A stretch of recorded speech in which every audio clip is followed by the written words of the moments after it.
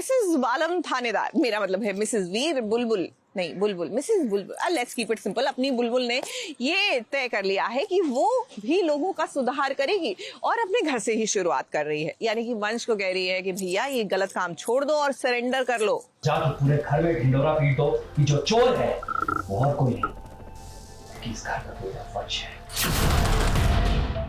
इस घर का बेटा चोर है, ये बात बताकर मैं पूरे परिवार को दुखी नहीं करना चाहती। जब आपको इतना प्यारा परिवार मिला, उसके बाद अगर आप गलत राह पे चलेंगे तो वो किस्मत जीजी नहीं, आपकी गलती होगी। लोभ है बुलबुल का सीक्रेट एजेंट बनना कामयाब साबित हुआ। उसे पूरा विश्वास है कि वंश को जल्द से जल्द वो सरकारी गवाह बना देगी। अब वंश को वो वास्ता दे रही है इस परिवार के प्यार का। परिवार ने उसे मान सम्मान और इज्जत सब कुछ दिया है। अब अगर परिवार वालों को वंश का सच पता चलेगा कि वंश एक चोर है, अपने देश से वो देशद्रोह कर रहा है। आप तो हमारे लिए बिल्कुल वायु का हिस्सा जैसे। जब आपको इतना प्यारा परिवार मिला, उसके बाद अगर आप गलत राह पे चलेंगे तो वो किस्मत जीजी नहीं, आपकी गलती होगी।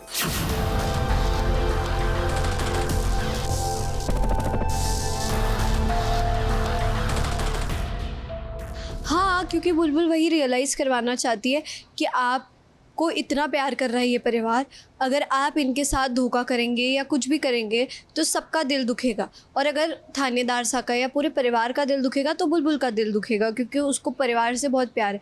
तो वो वही समझा रही है उनको कि आप ये गलती मत करिए। फिर देखिए, एक भाभी होने के नाते भाभी अपने देवर को बड़े प्यार से भी समझा रही है। अब वंश को देखिए, ये कभी समझने की कोशिश कर रहा है तो कभी उसे बुलबुल की बात पर गुस्सा भी आ रहा है।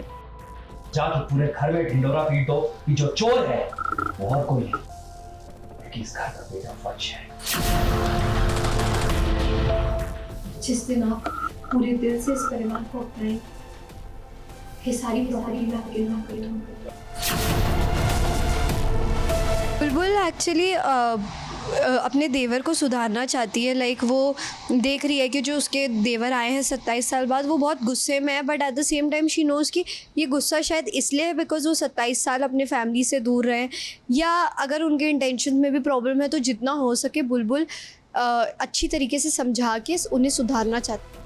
अब ये बात भाभी और देवर की बीच की है, लेकिन पीछे जरा देखिए कि कैसे सृष्टि कान लगाकर सुन रही है। अब वंश का आधा दिमाग तो सृष्टि ने ही खराब किया है। इस सृष्टि जरूर कोई ऐसा खेल खेलेगी जिसके चलते वंश बुलबुल की बातों में नहीं आए। वहीं बुलबुल ने डीआईजी साहब को इस बात का पूरा भरोसा दिला दिया है कि जल्द से जल्द वो वंश को इनके पास लेकर आएगी। वंश भाई साहब सुधर गए। हाँ, वंश को हमारा खबरी बनना होगा। इस रैकेट से रिलेटेड सारी इंफॉर्मेशन, उनके काम करने का तरीका, अगर ये सारी इंफॉर्मेशन वंश हम तक ला सकता है तो हम उसे माफ करना है सोच, और एक बार देश का काम करने वालों को सजा नहीं मिलता। लेकिन बीजेपी सर से आप मुझे से वादा कीजिए कि उनका नाम, उनकी पहचान किसी के सामने नहीं, हमारा परिवार समझ जाएगा।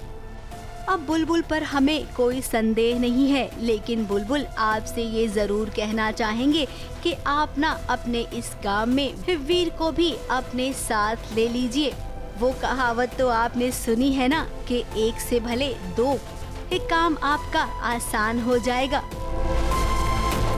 मुंबई से कैमरामैन सुजीत मिश्रा के साथ एबीपी न्यूज रिपोर्ट।